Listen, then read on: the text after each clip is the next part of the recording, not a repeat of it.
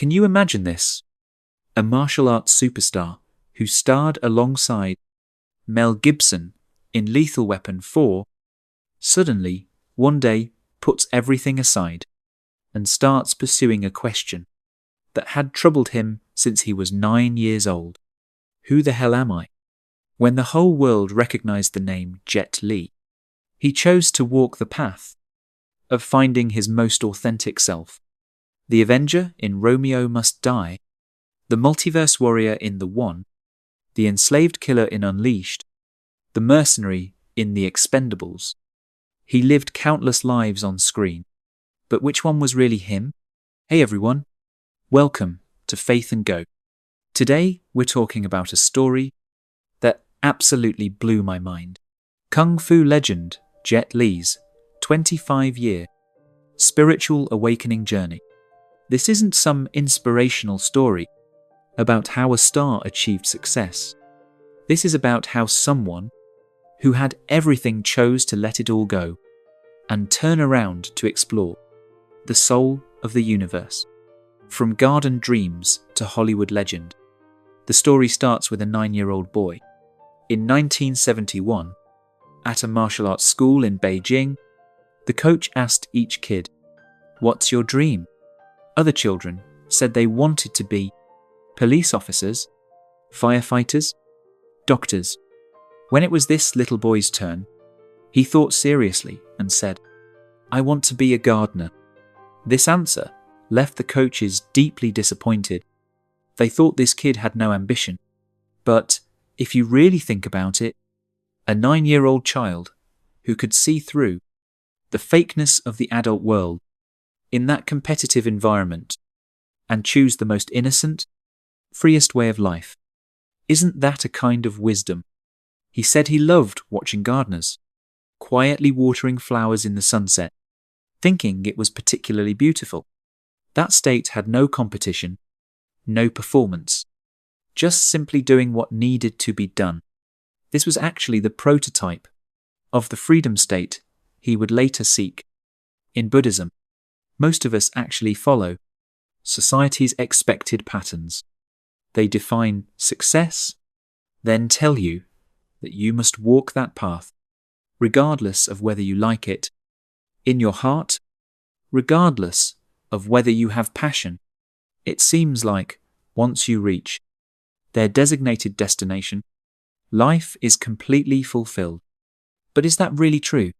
Fate made this boy who wanted to be a gardener into a martial arts champion, then an international superstar. He won the national championship at 16, could have continued developing in sports, but he chose movies instead. One film, Shaolin Temple, made him famous overnight in Asia, then came Hong Kong action films, and finally Hollywood. Starting with Lethal Weapon 4, the name Jet Li began echoing around the globe. But what about after success? When you're performing alongside action giants like Stallone and Schwarzenegger, when your movies gross hundreds of millions worldwide, you discover a problem. Where do you go next? How many so-called successful achievers stand at the mountain peak only to lose themselves?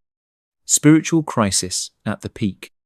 Jet Li once described a feeling that I found particularly profound. He said, when you're an action star, you train yourself to be everyone's focus. Walking speed, eye direction, even how you make an entrance. It's all designed to grab the audience's attention. This training is necessary, but the problem is, if you bring this performance mode into your life, you'll fall into suffering. Why? Because you start needing people around you to treat you as the focus too. You need constant attention and validation to maintain this star aura. Isn't this the essence of what we now call Instagram culture? Everyone's holding their phones, turning their lives into a never-ending performance. But Jet Li realized this trap very early. He said something that really stuck with me. None of this is me. I'm just someone pushed out by this era and environment. If you really think you're amazing, you'll fall into extreme suffering. This kind of awareness is rare in Hollywood. Think about it. How many stars voluntarily exit the spotlight at their peak to search for life's meaning instead? Most people get hijacked by success. Even when they're suffering, they don't dare let go, won't come down. Just like Nina Simone sang in Stars. When you realize this is your life's highest point, all that's left is a kind of self-pity and sorrow. 3 stages of life awakening. From a psychological perspective, Jet Li's life went through 3 stages. This is actually a spiritual journey. Many successful people experience. Stage 1. Proving yourself. This stage's core is I want to succeed. We desperately study, work, compete. The goal is simple. Prove we're better than others. This stage's driving force is external validation, like Hollywood's box office rankings. We need to see our names up there. Jet Li succeeded in this stage. From martial arts champion to international superstar, he proved that an Asian could establish himself in the Western-dominated action movie market. But when he really stood at the pyramid's peak, that emptiness felt even stronger because he lost the motivation to keep climbing. Stage 2. Serving others. So he entered the second stage. I want to help others.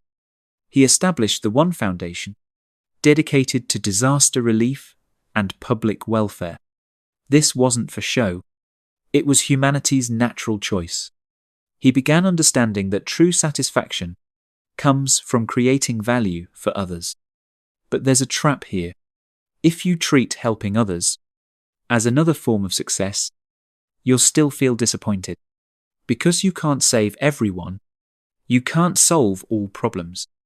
He mentioned in interviews that during his charity work, seeing so much suffering sometimes made him feel powerless and frustrated.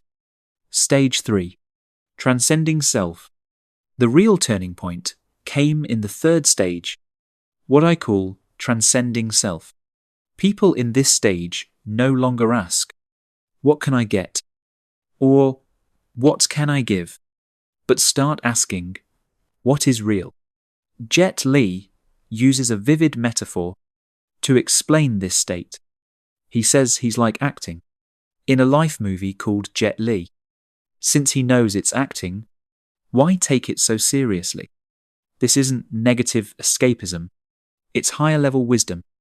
When you can stand at a higher dimension and view your life, those problems that once made you anxious suddenly become insignificant. 25 years of seeking. From doubt to faith. Jet Li's spiritual path wasn't some smooth, inspirational story. It was a real journey filled with setbacks, doubts, even failures. Just like faith, any faith must first be tested by reality, then faith tests your heart in return. Only faith obtained this way becomes pure and brilliant, like a diamond. Initially, he tried all kinds of mysticism, Qigong masters, fortune tellers, everything. This actually reflects modern people's common approach when facing spiritual emptiness. We always hope to find a quick solution, a magic pill that can immediately bring peace. But the real turning point came in 1997, when a chance stomach treatment led him to Tibetan Buddhism. This wasn't some romantic arrangement of destiny, just an ordinary medical visit. But this encounter let him first contact a real spiritual tradition. For the next 25 years, he studied with various masters, starting from the most basic meditation techniques, going deeper step by step. This process was full of tests. He tried 4 times to receive advanced Buddhist ceremonies. The first 3 failed. The first time, altitude sickness nearly killed him. The second time, the master refused to see him. The third time, the master died before they could meet. Most people would have given up long ago, but Jet Li persisted. This persistence wasn't blind stubbornness. It was based on a deep understanding. If he didn't solve the question, who am I? In this lifetime, no matter how successful he became, he'd just be repeating the same patterns. Modern society's spiritual crisis and the way out. Jet Li's story makes me think about a question. Why, in this era of greatest material abundance, are people's spiritual problems getting worse? He mentioned a very interesting observation. Whether it's ordinary employees, anxious about a few $1,000s, or entrepreneurs worried about hundreds of millions in assets, that anxious emotion is exactly the same, only the triggering numbers are different. What does this mean? It means happiness dependent on external conditions is fundamentally fragile because external conditions are always changing. The deeper problem is that modern society encourages us to pursue the spotlight effect. Social media lets everyone become the director of their own lives. We're used to being noticed, liked, validated. But this center feeling is false, because you can't control other people's attention, much less stop new influences from appearing.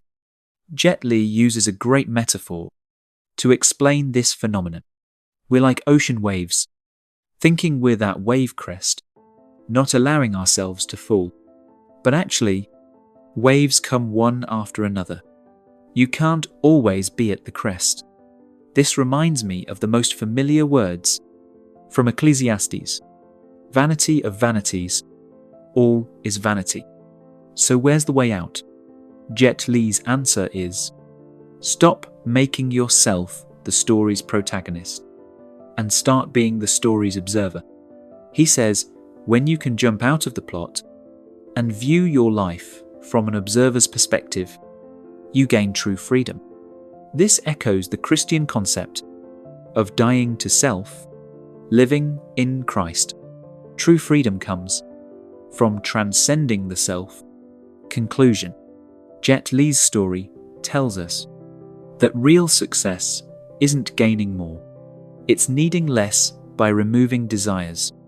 It's not proving yourself, but forgetting this template of yourself. It's not becoming the spotlight's center, but finding inner peace. In this era where everyone's performing, maybe what we need most is to stop and ask ourselves, besides those labels and achievements, who am I really?